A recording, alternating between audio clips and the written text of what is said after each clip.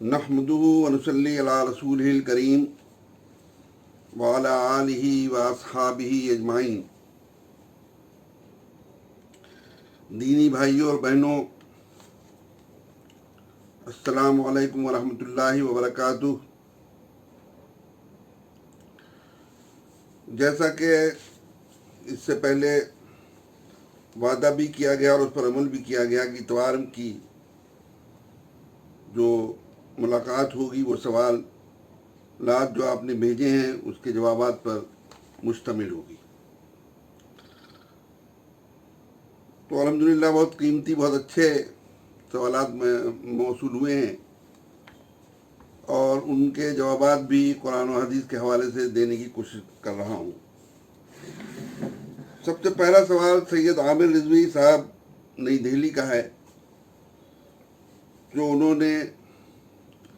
दारुल उलूम देवबंद के फतवे जो कि रोज़नामा इनकलाब नई दिल्ली में शाया हुआ था, इस उन्वान से कि सूद की रकम से मुसलमान गरीबों की मदद कर सकते हैं, जबकि उसी फतवे में दिया हुआ था कि इंतहाई न हराम और नाजायज़ और नापाक चीज़ है। तो उससे मुताल्लिक कुछ सवालात कायम किए थे, उसके जवाबात देने थे।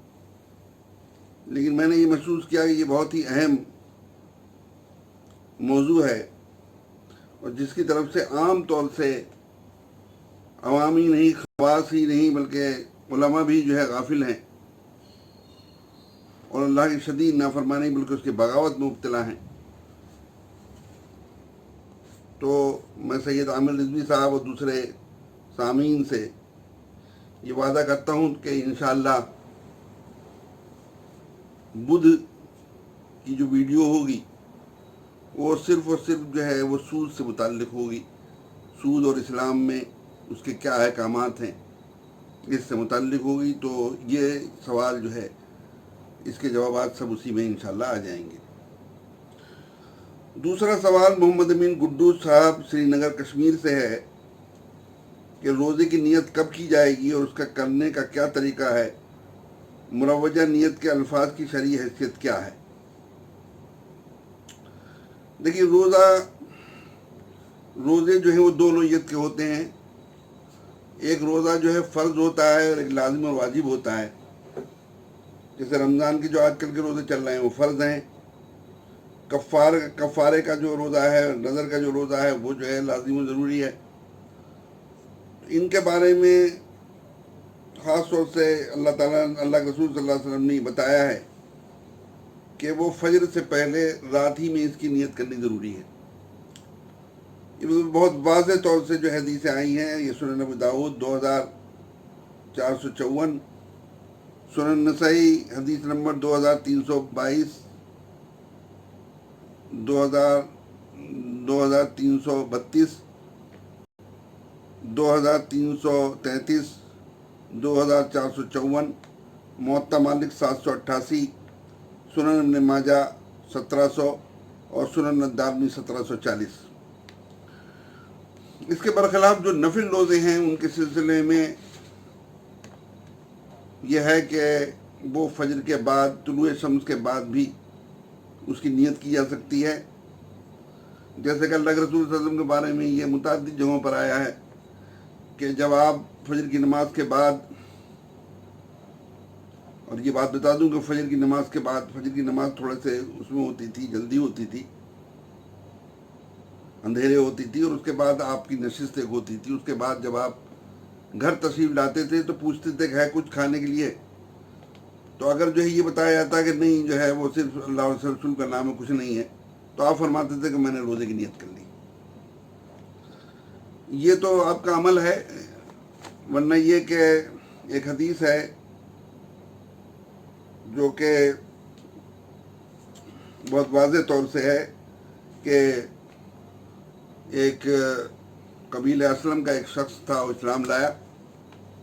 तो आपने उससे फजर और तुलुए शम्स के दरमियानी वक्त में उससे ये कहा कि तुम जो है इलाके में जाओ और वहाँ जाकर ये मुनादी करा दो कि अगर کسی نے صبح کا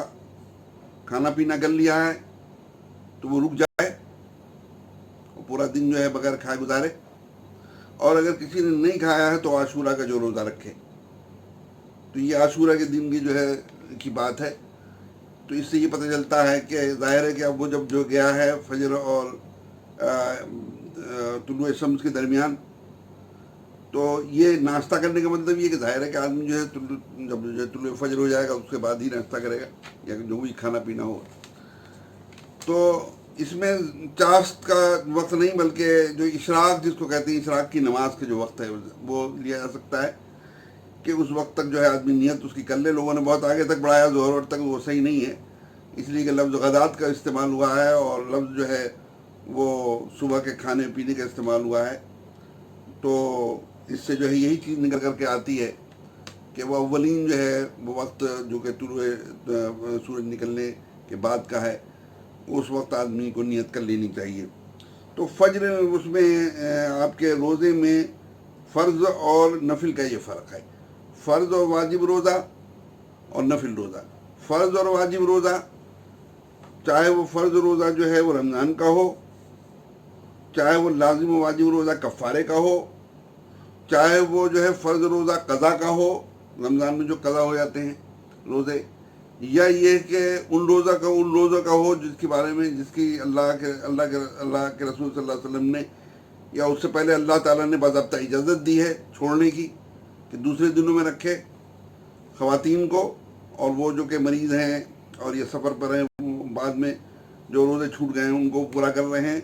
تو اس میں جو ہے وہ رات میں فجر سے پہلے سحر کے وقت میں نیت کرنا جو ہے ضروری ہے۔ اور نفل کے سلسلے میں بتایا میں نے کہ نفل میں جو ہے وہ یہ ہے کہ تھوڑی سی گنجائش رکھی گئی ہے کہ اس میں جو ہے فجر کے بعد طلوع شمس کے بعد بھی وہ اس کی نیت کر سکتا ہے۔ یہ عاشورہ کے روزے کے جو ہے اس وقت کی بات ہے جبکہ جو ہے رمضان کے روزے فرض ہو چکے تھے، اور عاشورہ کا جو ہے روزہ جو تھا اس سے بھی پتہ چلتا ہے کہ اس حدیث سے بھی، اور یہ حدیث جو ہے وہ کہاں آئی ہے میں بتا دوں۔ صحیح بخاری میں حدیث نمبر 1924، 2007، 7265، صحیح مسلم میں ہے 1135، سنن نسائی میں ہے 2321، سنن دارمی میں ہے 1802، اور مسند احمد میں ہے 16507، 16512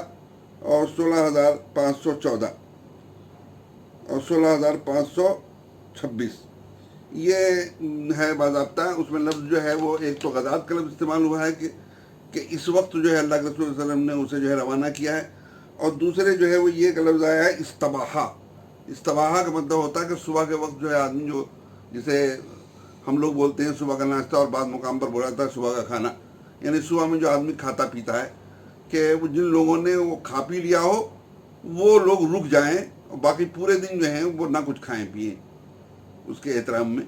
اور جنہوں نے نہیں کیا ہے تو وہ جو ہے روزہ رکھیں، عاشورہ کا روزہ جو ہے وہ رکھیں۔ یہ عاشورہ کے روزے کے سلسلے میں جو ہے ظاہر ہے کہ عاشورہ کا روزہ جیسے کہ اللہ کے رسول نے خود بتایا ہے کہ رمضان کے جو فرض روزے ہیں ان کے بعد سب سے افضل روزہ جو ہے عاشورہ کا روزہ ہے، جتنے بھی حالانکہ نفل ہے وہ، اور یہ سنت موقدہ ہے۔ سنت موقدہ کی وہ جو ہے تعریف کہ وہ نفل جس کو اللہ کے رسول نے بہت پابندی، اتنی پابندی کہ اللہ کے رسول صلی اللہ علیہ وسلم نے ایک آدمی کو روانہ کیا ہے۔ کیا ہمارے وہ علماء جو کہ سنت موقدہ نفل جو نمازیں ہیں جن کو وہ سنت موقدہ کہہ کر دوسروں پر جو ہے مسلط کرتے ہیں اور کہتے ہیں کہ گناہ ہے، کیا عاشورہ کے اس روزے کو نہ رکھنے والے کہیں گے کہ گناہ ہے؟ جبکہ اللہ کے رسول صلی اللہ علیہ وسلم نے اتنی پابندی اور اتنی تاکید، اتنی سختی ایک آدمی کو روانہ کیا ہے باضابطہ، اور یہ کہا ہے اس سے کہ جن لوگوں نے ناشتہ کر لیا ہے، صبح کچھ کھا پی لیا، وہ رک جائیں اور پورے دن جو ہے نہ کچھ کھائے پیئیں، اور جنہوں نے نہیں کیا وہ روزہ رکھیں۔ یہ اس کی اہمیت بتانے کے لیے کیا ہے۔ تو ظاہر ہے کہ یہ سنت موقدہ ہے، لیکن یہ وہ سنت موقدہ ہے، وہ نفل روزہ جس کو اللہ کے رسول نے بہت پابندی کی ہے اور پابندی کروائی ہے، لیکن ہے بہرحال نفل، یہ افضل روزہ ہے۔ تو دوسری چیز جو ہے وہ نیت جو ہے وہ دل کے ارادے کو کہتے ہیں۔ جیسے مثال کے طور پر رمضان جو ہے، اب رمضان میں جب آدمی سحری کے وقت آج کل اٹھے گا تو جو روزہ وہ رکھ رہا ہے وہ روزہ جو ہے کوئی اور اگلے دن کا نہیں وہ روزہ رکھ رہا ہے، نفل روزہ، وہ فرض روزہ ہی چل رہے ہیں۔ ہاں جو قضا ہے، جو روزے رمضان کے قضا ہیں یا کفارے اور اس کے ہیں، اس کے سلسلے میں تو آدمی کو جو ہے وہ یہ ہے کہ جب آدمی سحری کے وقت جو ہے وہ اٹھا ہوگا تو وہ اس کے دل میں اس کی نیت ہوگی، یا وہ اگر نہیں اس نے سحری کسی وجہ سے کر پائی ہے تو وہ جو ہے وہ رات میں جو ہے فجر سے پہلے پہلے جو ہے وہ نیت کر لے اس کی جو ہے، ورنہ اس کا جو ہے روزہ نہیں مانا جائے گا۔ تک نیت کے الفاظ کا تعلق ہے تو بھائی جیسے کہ اس سے پہلے میں نے عرض کیا کہ نیت کہتے ہیں دل کے ارادے کو۔ جب آدمی جو اٹھا ہے سحری کھانے کے لیے تو وہ سحری کیوں کھا رہا ہے، اس کے دل میں ہوگا نا کیوں کھا رہا ہے، یہ ہے اس کا دل کا ارادہ۔ اس کے سلسلے میں جو الفاظ جو ہیں لوگوں میں رائج ہو گئے ہیں اس کا کوئی اثر نہیں ہے۔ جیسے بصوم غد نویتو، عام دنوں میں عام روزوں میں بصوم غد نویتو، کل کے جو روزے کی میں نے نیت کی، اور پھر اب جو ہے رمضان میں اس میں من شہر رمضان بڑھا دیا گیا ہے کہ رمضان کے مہینے کی کل کے روزے کی میں نے نیت کی۔ اس کی کوئی وہ نہیں، بلکہ اس کو محدثین نے بدعت قرار دیا ہے۔ اور آپ کو معلوم ہے کہ یہ فرض روزے ہیں، فرض روزوں میں کسی ایسی چیز کو بڑھانا جو کہ اللہ اس کے رسول نے نہ بتائی ہو، وہ کتنا بڑا گناہ بن جاتا ہے۔ پھر ایک بات اور بھی جو میں نے اس سے پہلے بتائی، کسی سے پہلے کسی ویڈیو میں میں نے بتائی ہے کہ ایک شخص جو ہے روزوں کے میں بتاؤں میں نے کہ ایک شخص جو روزے رکھ رہا ہے وہ روزے وہ اس لیے رکھ رہا ہے کہ ڈائٹنگ ہو جائے، اس کی وہ چربی وربی جو ہے بڑھی ہوئی ہے، وزن وزن ہے وہ کم ہو جائے، یہ مقصد ہے اس کا، نیت اس کی یہ ہے۔ لیکن منہ سے جو ہے کہہ رہا ہے بصوم غد نویتو من شہر رمضان، تو کیا اس کا روزہ جو ہے ہو جائے گا؟ ظاہر ہے کہ نہیں ہوگا روزہ اس کا جو۔ تو اصل دل کا ارادہ ہے، دل کے ارادے کی جو اس کی جو الفاظ جو آتے ہیں اس کی کوئی جو ہے حیثیت نہیں ہے، اور دل کا اور جو وہ طریقہ اس کا بھی کوئی باضابطہ نہیں ہے۔ دل کا ارادہ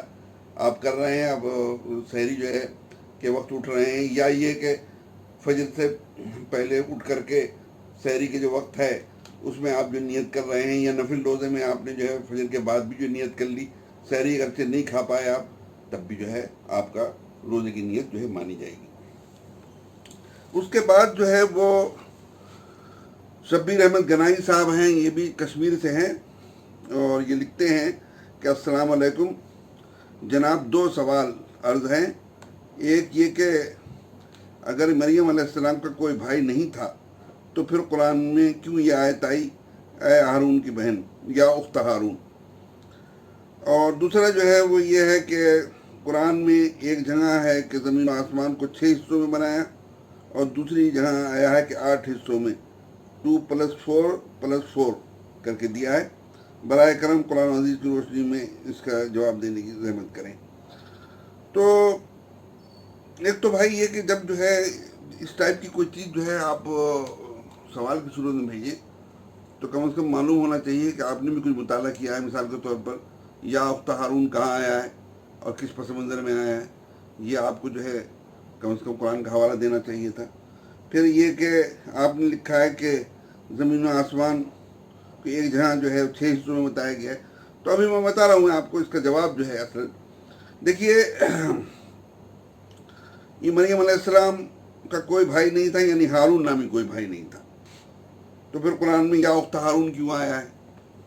تو اس کے بارے میں بتاؤں کہ اس قسم کے جو الفاظ رشتوں سے متعلق ہیں، جیسے اب ہے، ابن ہے، اخت ہے، اخ ہے، یہ جو ہیں وہ صرف جو ہیں اصلی ہی کے لیے نہیں آتے ہیں، بلکہ اس کے جو ہے پیچھے جتنے بھی جو ہیں قدیم رشتے ہیں وہ سب جو ہیں وہ اسی اس میں آتے ہیں۔ اس کی مثال جو ہے سب سے پہلے آپ جو قرآن مجید سے میں بتاؤں آپ کو کہ سورہ البقرہ سورہ نمبر 2 آیت نمبر 133 میں ہے کہ ام کنتم شہداء اذ حضر یعقوب الموت اذ قال لبنیہ ما تعبدون من بعدی قالوا نعبد الہک و الہ آبائک ابراہیم و اسماعیل و اسحاق الہ واحدہ، کہ اللہ تعالیٰ کہہ رہا ہے، اللہ تعالیٰ فرما رہا ہے کہ کیا تم جو ہے حاضر تھے، کیا تم اس وقت وہاں موجود تھے جبکہ یعقوب کو موت کا وقت آ چکا تھا، اور اس وقت انہوں نے اپنے بیٹوں سے یہ پوچھا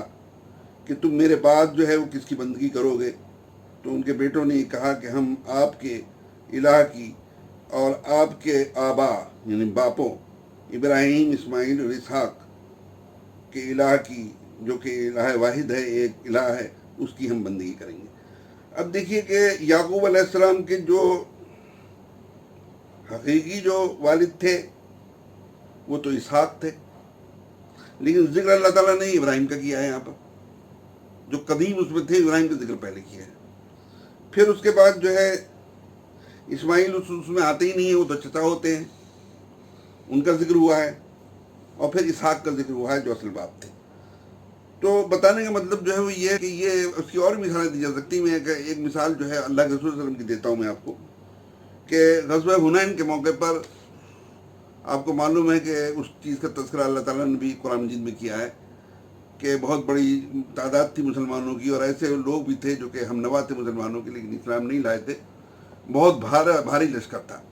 اور اس میں مسلمانوں کو یہ غرہ ہو گیا کہ جناب جو ہے اب تو ہمیں فتح ہی فتح ملے گی. لیکن پہلے ہی حملے میں جو تیر اندازی ہوئی ہے تو سب پورا لشکر صاف ہو گیا، اور اللہ کے رسول صلی اللہ علیہ وسلم کے پاس جو ہے چند افراد رہ گئے. اس موقع پر اللہ کے رسول صلی اللہ علیہ وسلم نے کیا کہہ کر کے بلایا ہے اور کیا کہا ہے؟ تو اس میں جو ہے ایک یہ کہ ان نبی لا کذب انا ابن عبد المطلب، کہ میں تو جو ہوں حقیقی نبی ہوں، کوئی جو ہے اس میں جھوٹ نہیں ہے، اور میں عبد المطلب کا بیٹا ہوں. اب ظاہر عبد المطلب کے تو آپ بیٹے نہیں تھے، آپ تو عبداللہ کے بیٹے تھے، آپ کے دادا تھے، لیکن ابن کا لفظ استعمال ہوا ہے. تو ابن کا نام پیچھے جتنے چلے جائیں گے ان سب کے لیے بھی استعمال ہو سکتا ہے. تو یہ جو ابھی میں نے آپ کو بتایا یہ صحیح بخاری میں 2864، 2874، 2930، 3042، 4315، 4316، صحیح مسلم 1776، ترمذی 1688، یہ تمام میں جو چیز آئی ہے. تو یہ جو ہے عربی میں کہ اخت جو ہے وہ بہن کے معنی میں بھی آتا، خالہ کے معنی میں بھی آتا، در خالہ کے معنی میں بھی آتا، در خالہ کے معنی پیچھے جتنی بھی جائیں گے اس سے ہوتی جائیں گے وہ سب جو ہے اس میں آتی ہے. یعنی کہنے کا مطلب یہ ہے کہ اس موقع پر کہا ہے کہ جب مریم علیہ السلام جو ہے عیسیٰ علیہ السلام کو اٹھائے ہوئے گود میں آئی کہ ارے تمہارا تعلق تو ہارون کی جو ہے اس سے تھا، ہارون تم اس سے ہو، ہارون ظاہر ہے کہ نبی تھے، موسیٰ علیہ السلام و ہارون علیہ السلام، اور تم نے یہ کھیل کیا ہے، یہ کیا کر کے لائی تم. تو یہ اس موقع پر جو ہے وہ بنی اسرائیل نے جو ہے کہا، تو اس موقع پر جو ہے یہ اخت جو ہے ان کی طرف منسوخ کر کے آیا ہے جو کہ آپ کی اس سے تھی.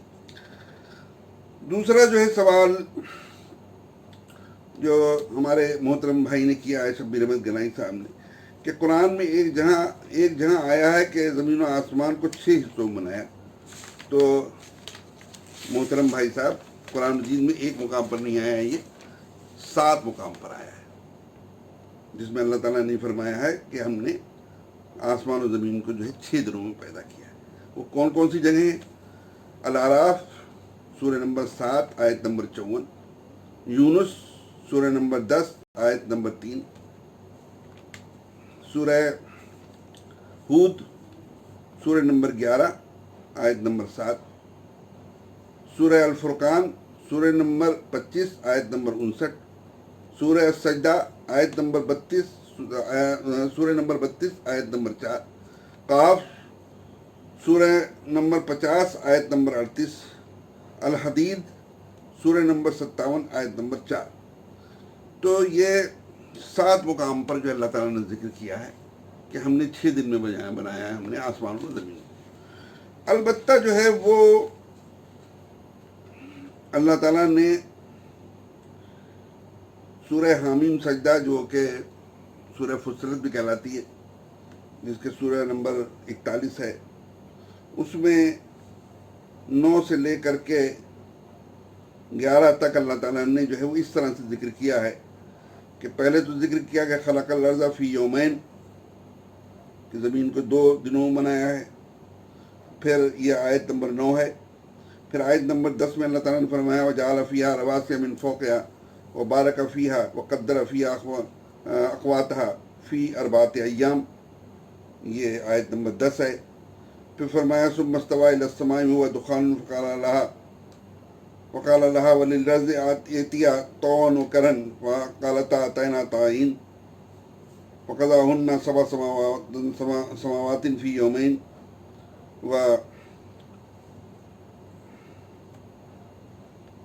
وأوحى في كل سماء أمرها وزينا السماء الدنيا بمصابيح، آیت نمبر 11. کہ اللہ تعالیٰ فرماتا ہے اس میں جو ہے آیت نمبر 9 میں کہ اس نے زمین کو 2 دنوں میں پیدا کیا. اس کے بعد جو ہے اس نے آیت نمبر 10 میں فرمایا کہ اس میں اس نے ان کے اوپر جو ہے پہاڑ بنائے، اور اس میں جو ہے اس میں برکت رکھی، اور اس میں اس نے جو ہے موزونیت پیدا کی، اور اس میں ان سب کے لیے روزی ایک منصوبے کے حساب سے رکھی، اور یہ سب 4 دن میں ہوا۔ پھر فرمایا آیت نمبر 11 میں کہ پھر وہ آسمان کی طرف متوجہ ہوا، جبکہ اس وقت وہ دھواں تھا، اور اس سے انہوں نے کہا، اور زمین سے کہا کہ چاہے تم خوشی سے اور چاہے ناخوشی سے آؤ۔ تو ان دونوں نے کہا کہ ہم جو ہے خوشی خوشی آتے ہیں۔ پھر ان کو اللہ نے پھر 7 آسمان 2 دن میں جو ہے اس کا فیصلہ کیا، اور پھر جو ہے ہر آسمان میں اپنا حکم جو ہے اس نے جاری کیا، اور دنیاوی جو آسمان ہے اس میں اس نے چراغ جو ہیں ان سے اسے مزین کیا۔ تو اس طرح سے جو ہے ہمارے محترم بھائی نے بتایا ہے کہ پہلے 2 روز، پھر 4 روز، 6 روز، اور پھر یہ آخر میں 2 روز، تو یہ ہوئے 8 روز۔ تو میرے بھائی اس سلسلے میں جو ہے وہ لوگوں نے اس کی 2 تعویل کی ہے۔ ایک تو تعویل جو ہے یہ کی ہے کہ یہ جو 4 دن جو ہے کہا ہے، اس میں زمین کے سلسلے میں، اور زمین پھر جو ہے پہاڑ، اور اس میں جو ہے برکت رکھنے، اور اس میں روزی رکھنے اور سب کے بارے میں، کہ اسے 4 دن میں، تو 4 دن جو 2 دن کے بعد جو 4 دن ہے وہ 2 دن اس میں شامل ہیں۔ یعنی زمین کی جو ہے پیدائش سے لے کر کے اس میں جو ہے یعنی خاص طور سے اللہ تعالیٰ نے بتایا کہ ہم نے زمین کے سلسلے میں خصوصی توجہ دی ہے، اور پیدائش سے لے کر کے اس کے تمام معاملات ہم نے 4 دن میں بنائے کیے۔ اور اس کے بعد جو ہے بقیہ جو ہے اب 2 روز بچے، تو بقیہ 2 روز آسمان کے سلسلے میں بتایا ہے، یہ 6 روز میں۔ یہ ایک تعویل کی گئی ہے۔ اور ایک تعویل جو ہے وہ ہے کہ جو کہ یہ کی ہے، اس میں سید ابوالعالیٰ مودودی رحمۃ اللہ علیہ نے کی ہے، کہ اس میں جو یہ جو 2 روز ہیں، 2 روز جو ہیں جو پہلے کہے گئے ہیں، 2 روز جو ہیں زمین کے سلسلے میں، اور اس کے بعد جو ہے وہ کہے گئے ہیں کہ آسمان کی طرف جو ہے متوجہ ہوا۔ تو اس میں یہ بتایا ہے کہ آسمان سے جو مراد ہے وہ اس آسمان میں، چونکہ یہ جو ہے ہماری زمین بھی جو اس میں شامل ہے، تو وہ سب ملا کر کے جو ہے وہ ہوتے ہیں 4 دن ہوتے ہیں، اس کو کیا ہے، اور باقی پھر جو ہے چیزوں کو جو ہے 2 دنوں میں بنایا ہے۔ یہ ہمارا تعویل جو ہے وہ کچھ یعنی سائنسی حساب سے تو کچھ نکل کر کے آ جائے، لیکن وہ اسے سمجھ میں نہیں آتی۔ قرآن مجید نے جو ہے یعنی سماوات کا ذکر علیحدہ کیا ہے، اور زمین کا ذکر مستقل علیحدہ کیا، سماوات اور الارض، سماوات الارض۔ اور آپ یہاں پر بھی دیکھیں گے سماوات کو علیحدہ رکھا ہے، زمین کو علیحدہ رکھا ہے۔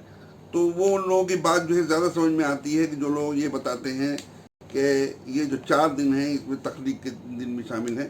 تخلیق کیا اللہ تعالیٰ نے، پھر اس کے بعد جو ہے اس کو موضوع بنانے کے لیے، اور انسان کی اس میں جو ہے خلیفہ اور آبادی وہاں پر مناسب طریقے سے رہے، اس کے لیے اس نے جو ہے مناسب انتظامات کیے، وہ 4 دن میں کیے زمین کو، یعنی خصوصی طور سے اللہ تعالیٰ نے اہمیت دی ہے۔ پھر بقیہ آسمان جو ہے 2 دن میں بنائے ہیں۔ تو اس طرح سے باقی جو 7 مقامات پر 6 دن آتے ہیں، اس سے یہ چیز جو ہے مطابقت رکھتی ہے۔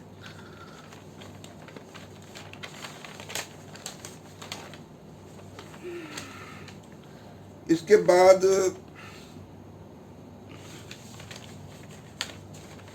تیسرا سوال ہے، ہمارے اشتیاق احمد صاحب ہیں، یہ بھی کشمیر سے ہیں۔ انہوں نے پوچھا ہے کہ اگر کوئی شخص فرض نماز کی تیسری یا چوتھی رکعت میں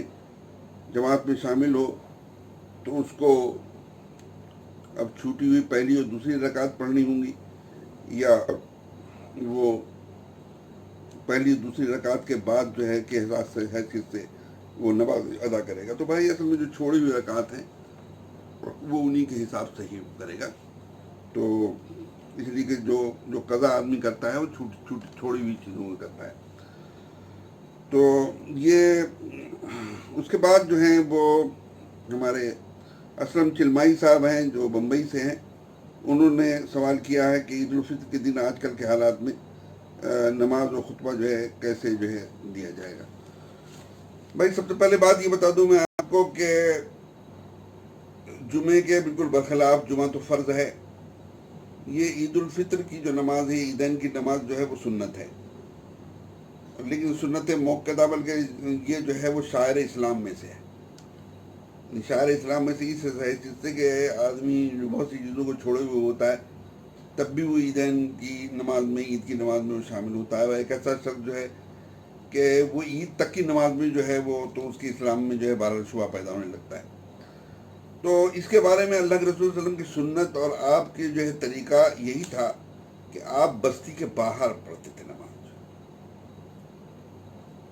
البتہ ایک آدھ موقع پر ایسا ہوا ہے کہ بارش وغیرہ کی وجہ سے آپ نے مسجد نبوی میں پڑھی ہے. اب یہ جو حالات ہیں،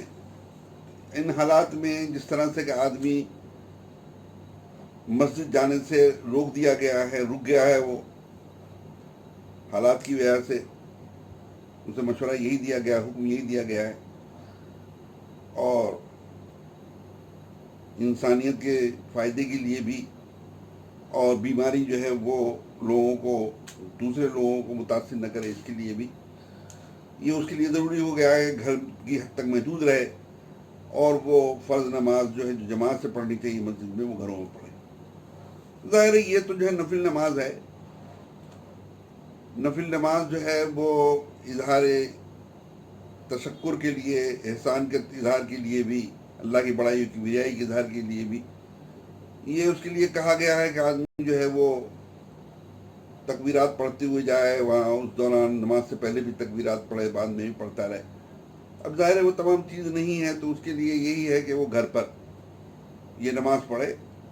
گھر میں جتنے بھی لوگ ہیں وہ ان کے ساتھ جو ہے پڑھے. چونکہ یہ نفل نماز ہے، اس نفل نماز میں نہ اذان ہے نہ اقامت ہے. البتہ جو ہے وہ جماعت ہے، امامت ہے، جماعت ہے اور خطبہ ہے.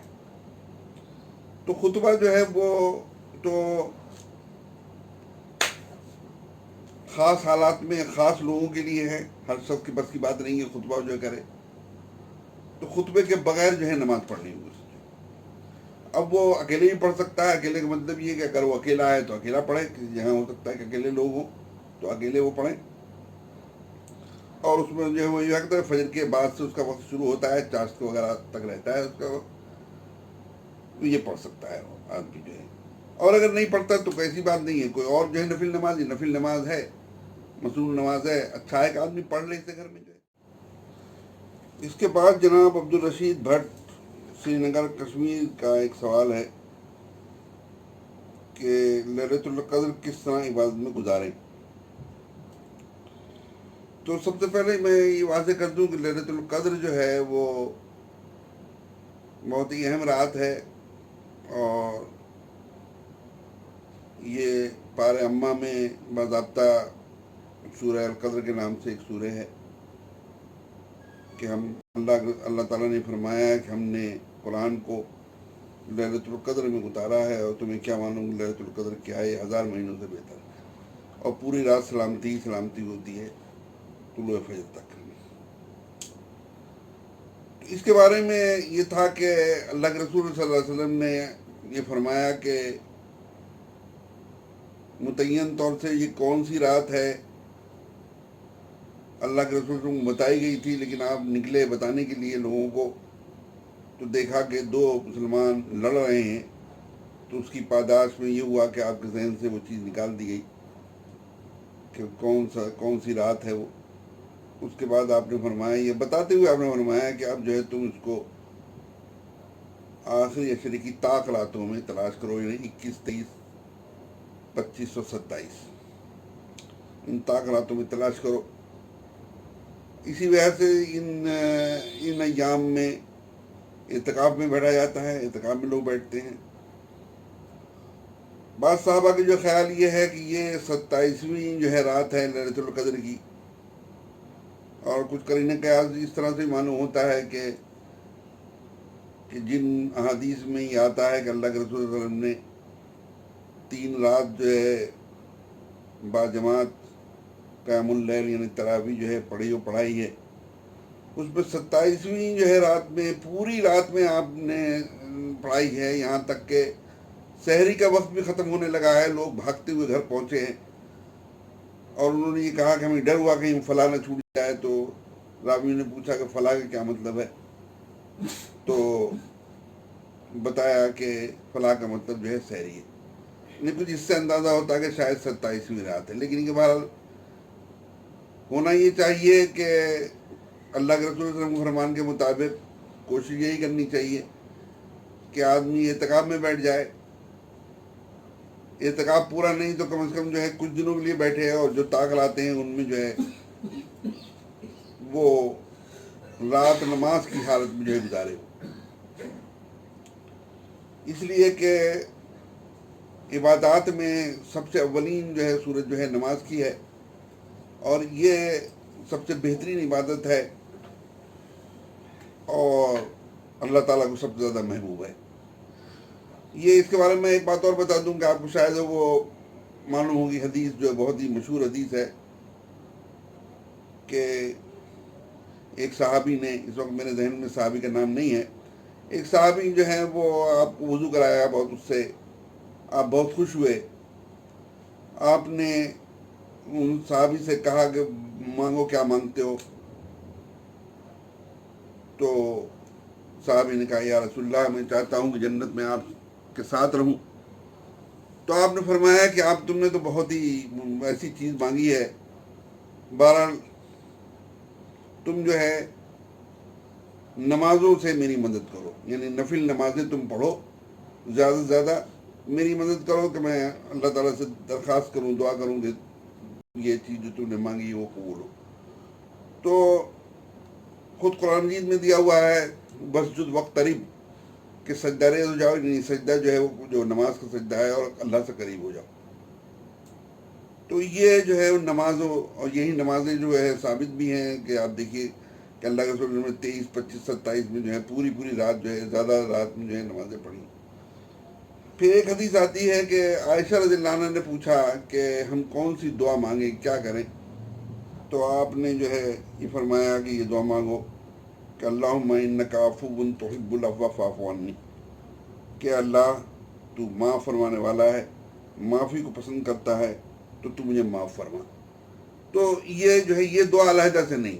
یہ دعا جو ہے جو دعا کا جو اصل مقام ہے، اصل محل ہے، جو دعا کا اصل فارم ہے. یعنی دعائیں مختلف طرح سے لوگ مانگتے ہیں، لیکن اسلام میں جو دعا کی جو شکل بتائی گئی وہ نماز ہے. اس نماز میں دعا مانگے، خاص طور سے جو ہے آدمی سجدے میں دعا مانگے. لیکن یہ بات میں واضح کر دوں آپ کو کہ یہ اسی صورت میں ہوگا جو بڑے جرائم و بڑے جو ہیں کبائر سے آدمی مجتنب ہوگا، بڑوں لوگوں کے حقوق جو ہیں وہ دینے شروع کر دیے ہوں گے، دے رہا ہوگا. یہ نہ ہو کہ وہ دوسروں کے جو ہے حقوق مار رہا ہو، بڑے بڑے کبائر کا اجتناب کر رہا ہو، اور پھر وہ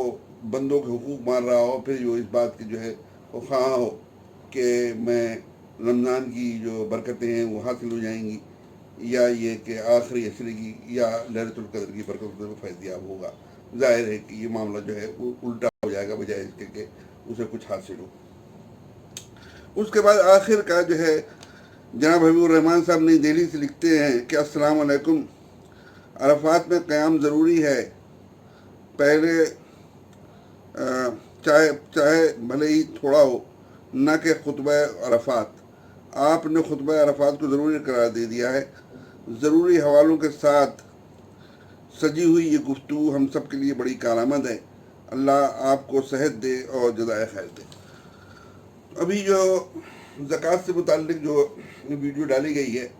اس میں میں نے یہ سمجھانے کی کوشش کی ہے کہ ارکان اسلام میں ہر ایک کی اپنی طور سے اجتماعیت ہے. تو میں نے اور دوسروں کی اجتماعیت جو بتائی، حج کے سلسلے میں اجتماعیت پر میں زیادہ واضح نہیں اسے کر سکا، اور میں شکر گزار ہوں جناب حبیب الرحمان صاحب کا، مشکور ہوں، احسان مند ہوں کہ انہوں نے جو ہے اس طرح مجھے متوجہ بھی کیا. ایک تصحیح بھی ہو جائے گی، لیکن ایک چیز اور بھی بتانا ضروری کہ حج میں امیر الحج کا ہونا ضروری ہوتا ہے. امیر الحج ہوتا ہے اور اس کا پھر عرفات کا خطبہ ہوتا ہے، اور اس کے تحت تمام چیزیں ہوتی ہیں. اس عرفات کا خطبہ جو ہے ضروری تو نہیں ہے، لیکن اس کے بارے میں مستحسن یہی ہے کہ اس کو سنا جائے. یہاں تک کہ کہا جاتا ہے کہ اگر ویسے نہیں آواز پہنچ رہی ہے، اب تو انہوں نے انتظام تمام کر رکھا ہوتا ہے مائک وغیرہ کا اور چیزوں کا، لیکن یہ کہ اگر نہیں تو ریڈیو سے اسے سنا جائے. اس لیے کہ بڑا اہم خطبہ ہوتا ہے، وہ دین کی بنیادی باتوں کو بتایا جاتا ہے، اور بڑا دور رس جو ہے اس کا اثرات کا جو ہے حامل ہوتا ہے. امیر الحج کے بارے میں بتاؤں گا. آپ کو معلوم ہے کہ اللہ کے رسول صلی اللہ علیہ وسلم نے حجۃ الوداع سے پہلے ابو بکر رضی اللہ عنہ کو جو بھیجا تھا امیر الحج بنا کر کے, اور پیچھے سے جو ہے انہوں نے علی رضی اللہ عنہ کو بھیجا کچھ چیزوں کو دے کر کے کہ آئندہ سے کوئی جو ہے ننگا شخص جو ہے وہ نہیں آئے گا, کوئی جو ہے مشرک جو ہے حج کرنے نہیں آئے گا. تو جب علی رضی اللہ عنہ وہاں پہنچے ہیں مکے, تو ابو بکر رضی اللہ عنہ نے پہلے ان سے سوال یہ کیا ہے کہ آپ جو ہیں کس حیثیت سے آئے ہیں, امیر الحج کی حیثیت سے آئے ہیں یا اس کے علاوہ آئے ہیں؟ تو ان کا نہیں, امیر الحج تو آپ ہی ہیں, میں تو ایک فرستادے کی حیثیت سے آیا ہوں اس چیز کی. وہ اس لیے ضروری تھا کہ عربوں میں کوئی اہم اعلان جو کرنا ہوتا تھا یا تو وہ خود کرتا تھا یا اپنے قریبی رشتے دار سے کرواتا تھا, تبھی معتبر ہوتا تھا. تو علی رضی اللہ عنہ سے کروایا انہوں نے جو ہے اس وجہ سے تاکہ جو ہے معتبر رہے ہو. تو امیر الحج کی جو ہے یعنی اجتماعیت والی بات, جو زکوٰۃ کی میں اجتماعیت بتا رہا تھا کہ زکوٰۃ کی اجتماعیت جو ہے جو بتائی گئی ہے قرآن حدیث میں,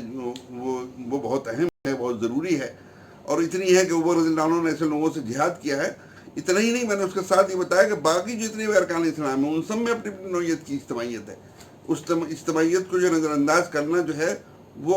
آدمی کے لیے خطرے کی باعث ہوتا ہے. اور اس میں جو ہے وہ جو عرفات جہاں پر کہ جو ہے امیر الحج جو ہے خطبہ دیتے ہیں,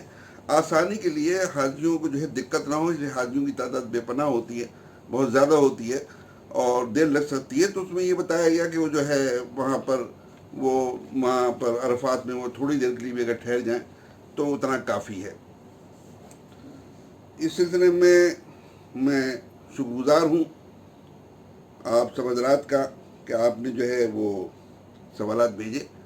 میں نے اپنی دانش میں جو ہے پوری کوشش کی ہے اسے قرآن حدیث سے جو ہے جواب دینے کی. اس سلسلے میں اللہ تعالیٰ سے دعا کرتا ہوں کہ مجھ سے اگر کوئی سہو ہوا ہو تو اسے معاف فرمائے, اور بہرحال انسان ہو, کوئی مجھ سے جو ہے آپ محسوس کریں کہ کوئی ہٹی ہوئی بات ہے قرآن حدیث سے تو اسے بتانے کی کوشش کریں. اللہ تعالیٰ سے دعا ہے کہ ہمیں دین کا صحیح فہم عطا فرمائے اور اس پر عمل کرنے کی توفیق دے. وآخر دعوانا الحمد للہ رب العالمین. سبحان اللہ بحمدہ, سبحان اللہ العظیم.